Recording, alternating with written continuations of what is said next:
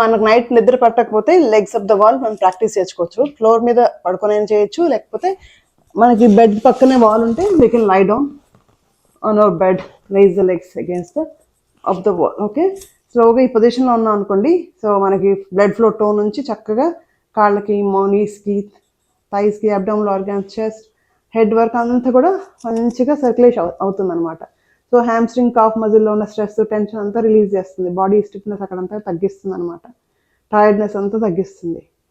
Abdominal organs మంచిగా relax అవుతాయి. దీన్ని మనం 5 minutes నుంచి 20 minutes వరకు వేరే వీఆర్ కంఫర్టబుల్ ప్రాక్టీస్ చేసుకోవచ్చు. చక్కగా ఎవ్రీడే ప్రాక్టీస్ చేస్తే మనకి డైజెస్టివ్ ప్రాబ్లమ్స్ కూడా తగ్గుతాయి. కాన్స్టిపేషన్ కూడా మంచిగా తగ్గుతుంది. డైజెషన్ బాగా అవుతుంది. మెన్స్ట్రల్ ఇష్యూస్ కూడా చాలా మంచిది. బ్యాక్ స్ట్రాంగ్ అవుతుంది, బాగా రిలాక్స్ అవుతుంది. తలలో ఉన్న స్ట్రెస్, టెన్షన్, యాంగ్జైటీ అలాంటివన్నీ కూడా బాగా తగ్గుతాయి. ఇన్సోమ్నియాకి చాలా బాగా హెల్ప్ అవుతుంది. ఉజ్జాయి బ్రీతింగ్ కంఫర్ట్ అయితే వీ కెన్ ప్రాక్టీస్